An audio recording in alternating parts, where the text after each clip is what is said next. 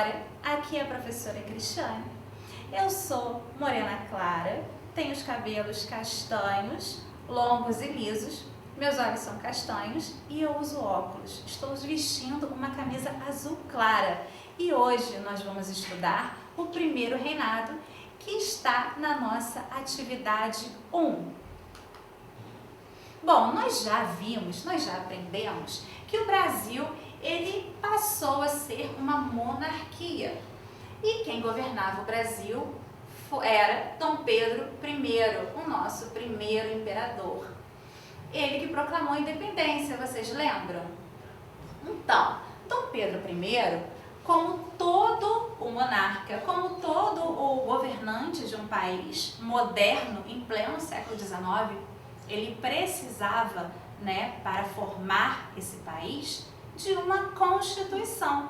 Vocês lembram da Constituição que nós estudamos lá no Iluminismo e na Revolução Francesa? Essa mesmo.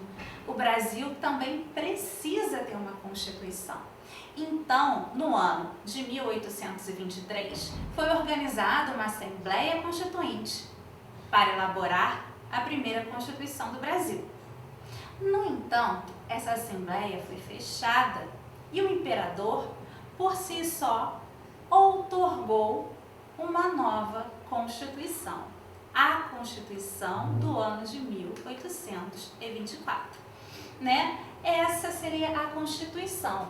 Lembra que eu falei para vocês que a Constituição ela é um livro que contém várias leis. Essas leis é que vão organizar o país, que vai dizer qual é o tamanho do território, quais são as fronteiras, quem governa, qual é o tipo de governo, quais são as leis desse país, quais são os direitos e deveres dos cidadãos e também dos governantes. Agora vamos falar sobre uma característica muito interessante dessa Constituição. A Constituição do Brasil, que foi outorgado quer dizer que foi imposto. Foi o próprio imperador que redigiu. Ela vai ter uma característica muito individual, que é a divisão em 4 poderes.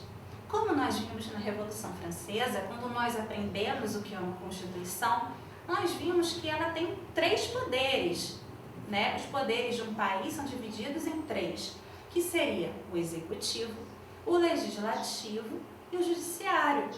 Só que o Brasil vai fazer algo diferente, O Brasil sempre fazendo coisas diferentes e inovando. Então o Brasil vai ter 4 poderes, exatamente 4, porque o imperador ele não desejava abrir mão dos seus poderes. Ele queria ser um governador constitucional, mas com poderes absolutistas. Se é que você me entende? Então, para isso, ele vai criar o poder moderador. O poder moderador dá a ele um superpoder, o poder de poder intervir nos outros 3 poderes. Então, se o juiz decretasse uma sentença, o imperador, se não gostasse, ele podia modificar. E se o legislativo criasse uma lei que ele não concordasse, ele poderia também modificar essa lei. Então, esse poder moderador dava a ele esse superpoder de mexer em tudo, de ser quase que um governante absoluto. Essa Constituição também, ela vai dizer que os brasileiros só vão poder eleger os seus representantes se eles tiverem uma determinada renda, ou seja, os pobres estavam excluídos do processo de eleições. E isso aqui quer dizer o voto censitário. Então, voto censitário é exatamente isso. Quando as pessoas só podem votar se elas tiverem determinada renda. Isso não acontece mais, tá? Bom, e agora nós vamos falar sobre a apostila, tá bom? Vamos falar diretamente da atividade. Eu botei aqui a questão número 1 para que a gente possa conversar sobre ela. né? Para resolver essa questão, você precisa analisar a charge e, com base também em tudo aquilo que eu expliquei e em tudo que você leu lá no seu caderno de atividades, você vai conseguir responder. Então vamos lá.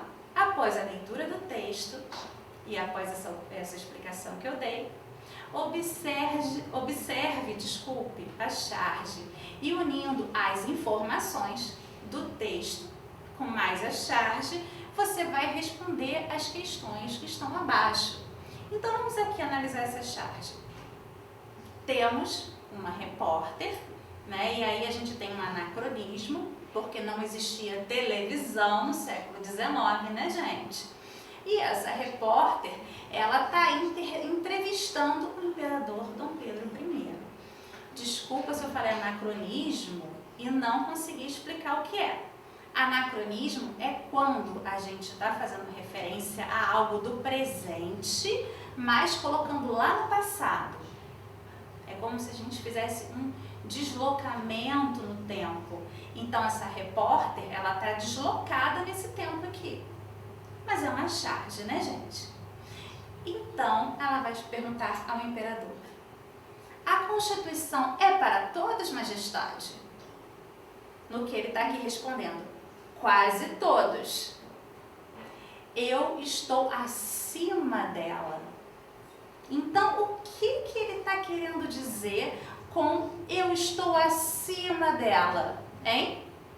Eu espero que você saiba, que você tenha prestado muita atenção nas explicações, tenha lido o texto e consiga responder não só essa questão, mas todas as outras, ok? Muito obrigada pela paciência, obrigada por ter ficado até aqui e até a nossa próxima aula. Tchau!